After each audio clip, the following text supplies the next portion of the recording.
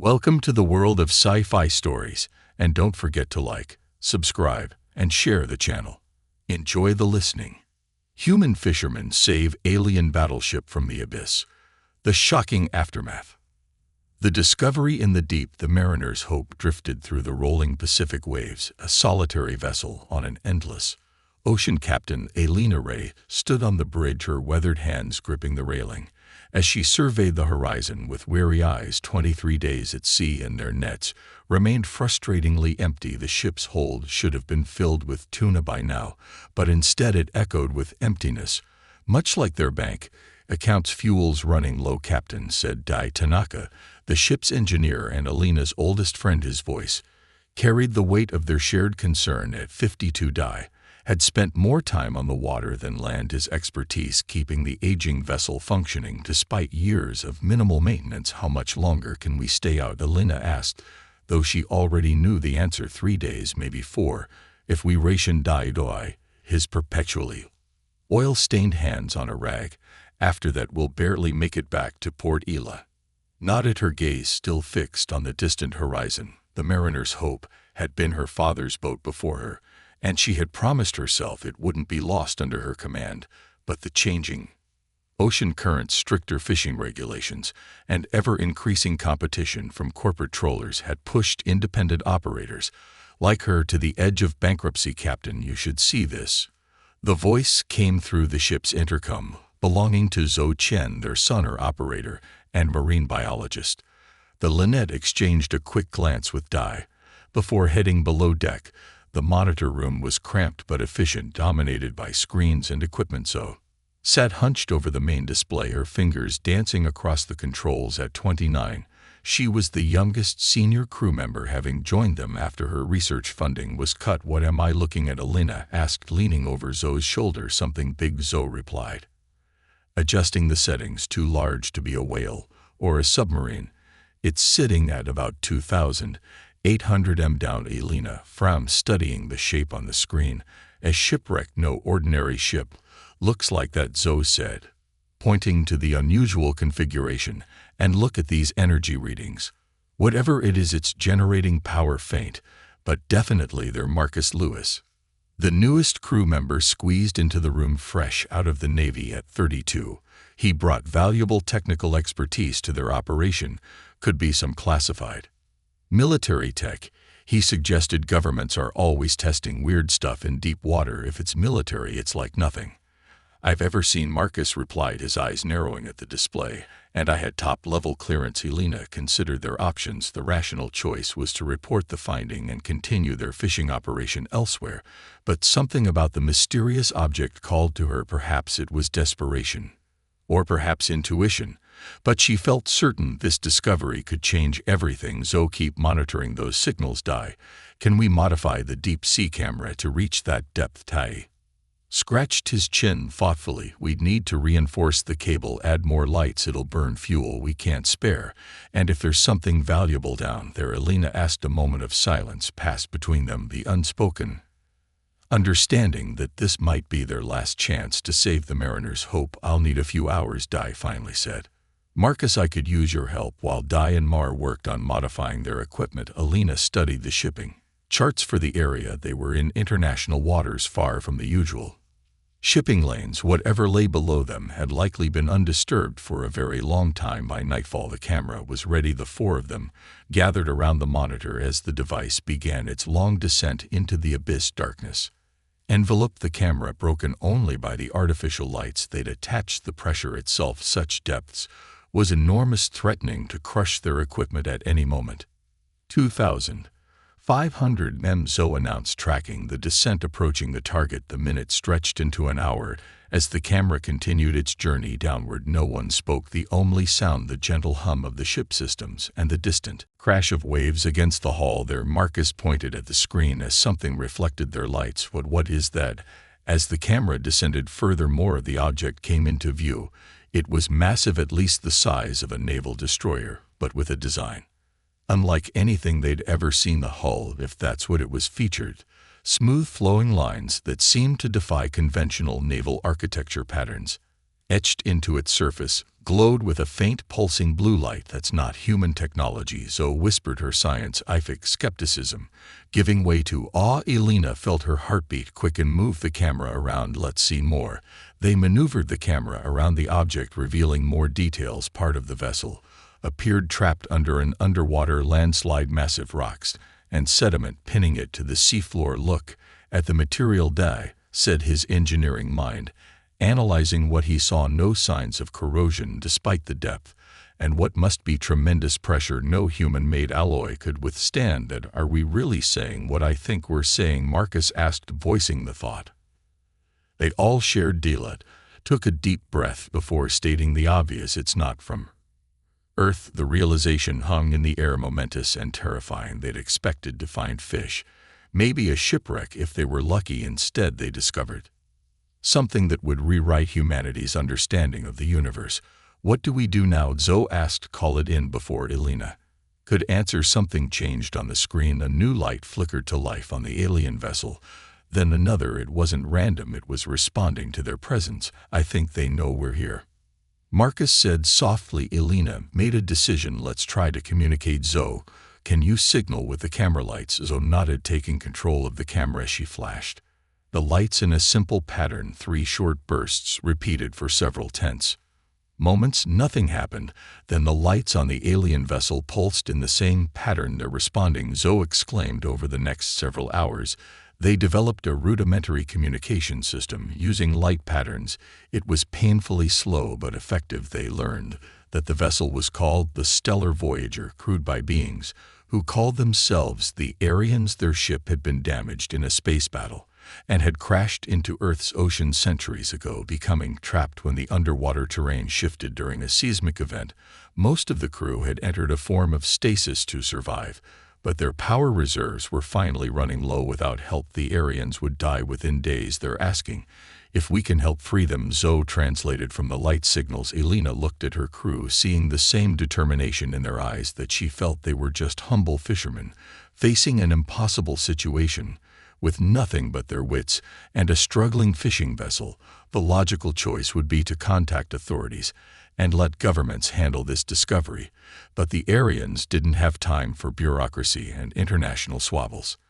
And something told Elena that if governments got involved, the aliens might become subjects for study rather than people who needed help. Tell them we'll try, Elena said firmly. Dai, I need ideas. How can a fishing boat free a spaceship trapped under thousands of tons of rock? Dai rubbed his chin, his mind already working through possibilities. We can't move the rocks directly, but maybe we don't have to. The ocean can do the work for us. What do you mean? Marcus asked. Pressure differentials, Dai explained, his eyes lighting up.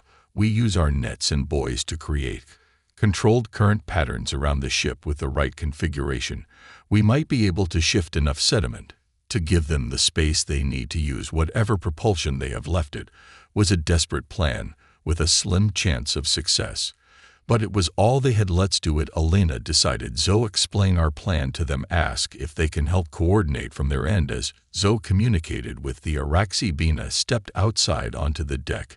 The night sky stretched above her, stars twinkling in the darkness. Somewhere up there was the Aryan home, unimaginably distant, and here they were trapped at the bottom of Earth's ocean, relying on the ingenuity of a few human fishermen for their survival. Elena had always believed the ocean held many secrets, but never in her wildest dreams had she imagined a discovery like this.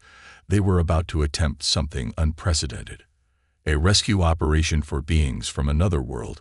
We're going to need more coffee, she murmured to herself, gazing up at the stars. It's going to be a very long night. Back inside, the crew of the Mariner's Hope began preparing for the most important fishing operation of their lives. Their quarry wasn't tuna or swordfish, but something far more valuable: the lives of beings who had traveled across the stars only to find themselves elves trapped in the depths of an alien ocean waiting for salvation. The impossible rescue. Dawn broke over the Pacific as the crew of the Mariner's Hope worked tirelessly on their improvised rescue operation. Sleep had become a distant memory, replaced by adrenaline and the singular focus of their unprecedented task. Buoy network is deployed, Marcus reported, wiping sweat from his brow despite the morning chill. They had modified their fish equipment throughout the night, creating a complex system of weighted buoys that could operate at extreme depths, hunched over hand-drawn diagrams spread across the galley table, making final calculations. If we position everything correctly, we should create enough turbulence to displace the sediment, he explained, though exhaustion slurred his words slightly. The submarine landslide trapped them, but we might use the same principle in reverse to free them. A nodded, pouring another cup of coffee from a pot that had been continuously brewing since their discovery. Her eyes burned from fatigue, but there was no time for rest. Zoe, what's their status? Zoe hadn't left the monitor room in hours. Maintaining their light-based communication with the air exams. Their power reserves are at 12% and dropping. They estimate 36 hours before critical systems fail. The weight of responsibility pressed down on Elena's shoulders. They were the Aryan only hope, a reality that seemed absurd given their circumstances. A struggling fishing vessel with minimal equipment, attempting to rescue an advanced alien spacecraft. From the ocean floor, it sounded like the plot of a bad science fiction movie.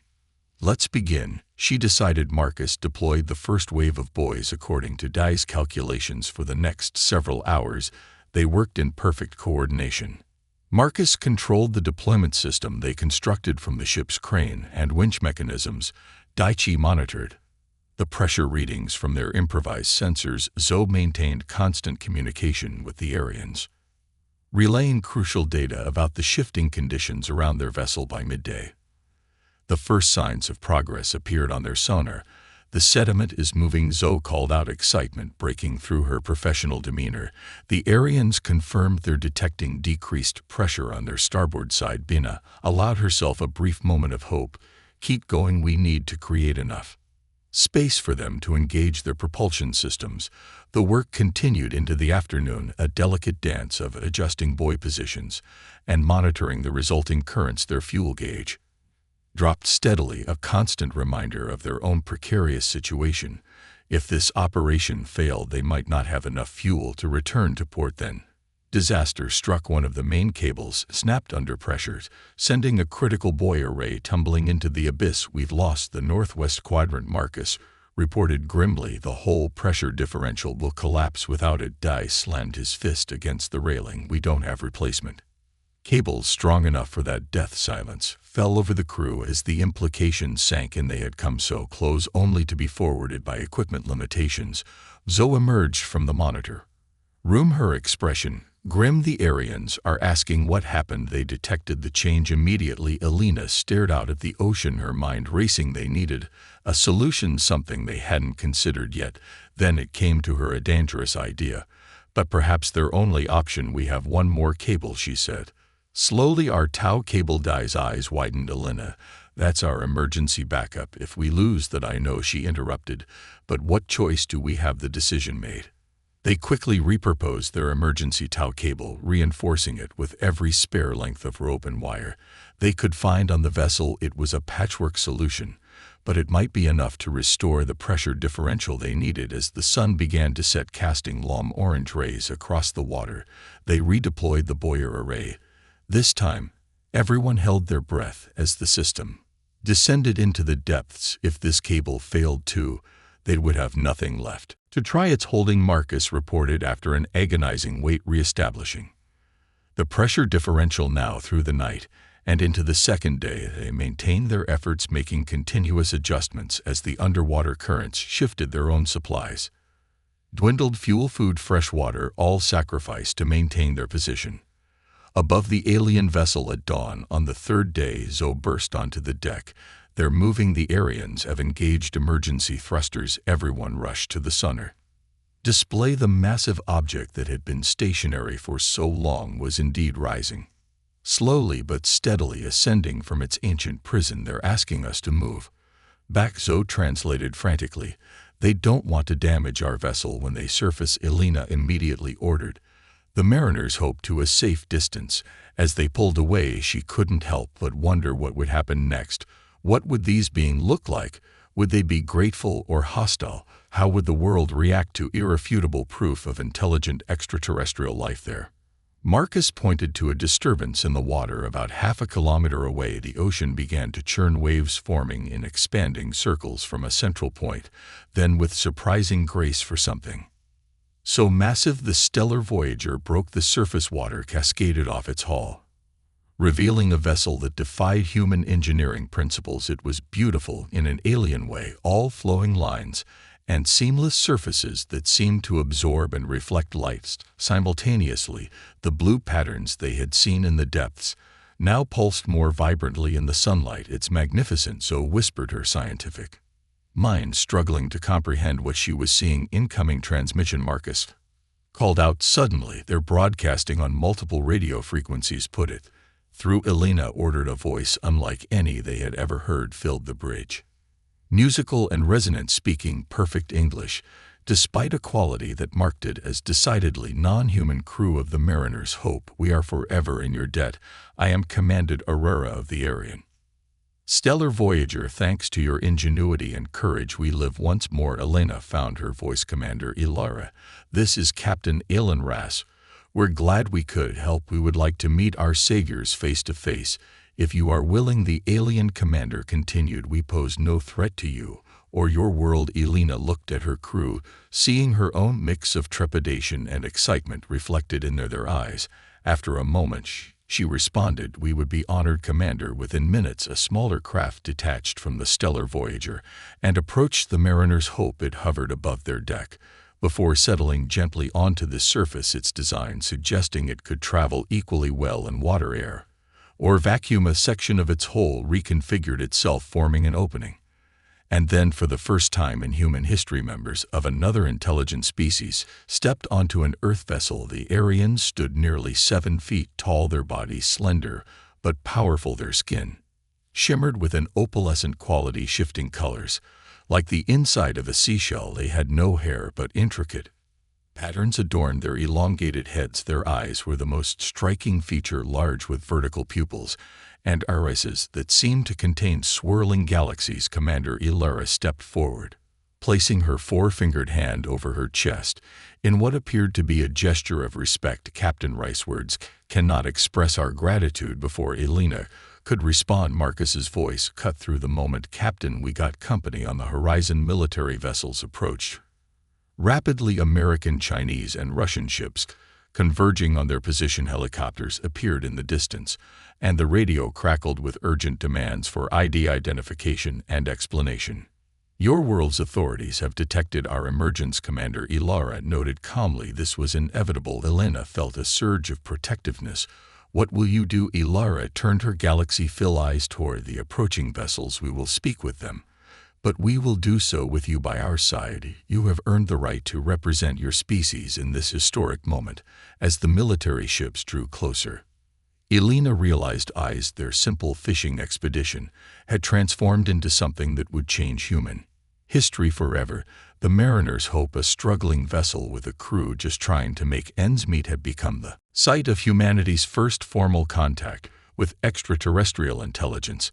"I hope they're ready for this dive," muttered, watching the approaching armada. "They better be," Elena replied, squaring her shoulders, "because ready or not, everything changes today." Within hours, the quiet patch of Pacific Ocean had become the center of global attention. Military vessels formed a perimeter around the Mariner's Hope and the stellar Voyager, while officials from various world powers arrived via helicopter. News of the contact had leaked almost immediately, sending shockwaves through human civilization. Satellite images of the alien vessel appeared on every news channel worldwide, while social media exploded with reactions ranging from ecstatic welcome to paranoid fear. Through it all, Elena and her crew remained aboard their humble fishing vessel, now improbably serving as the neutral ground for humanity's first diplomatic negotiations with an alien civilization. The Aryans had insisted that the crew of the Mariner's Hope be present for all discussions, recognizing them as the humans who had earned their trust. As Nike fell on that historic day, Elena stepped away from the diplomatic chaos for a moment of quiet on the deck.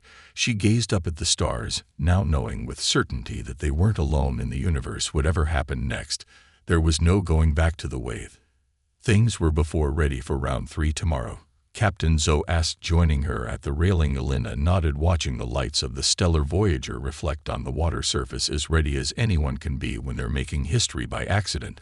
They stood in companionable silence, contemplating how their lives had changed in just a few days.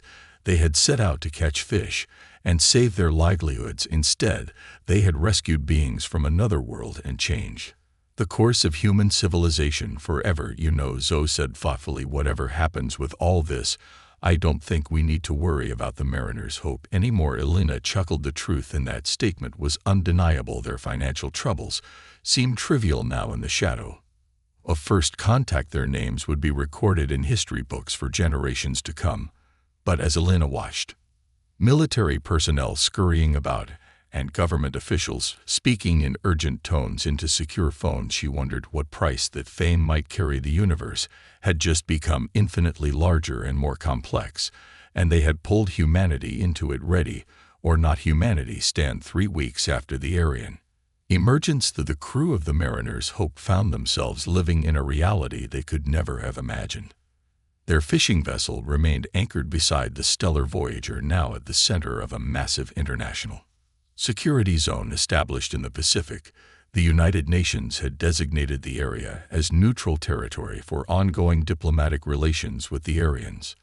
Elena sat in what had once been the ship's small galley, now hastily converted into a meeting room, where world leaders and alien representatives convened daily. Her crew had been appointed official human, laying a role none of them had been prepared for, but one they had adapted to with surprising effectiveness. The Aryan technology could advance our civilization by centuries, declared the American representative, a stern-faced woman in a crisp suit. We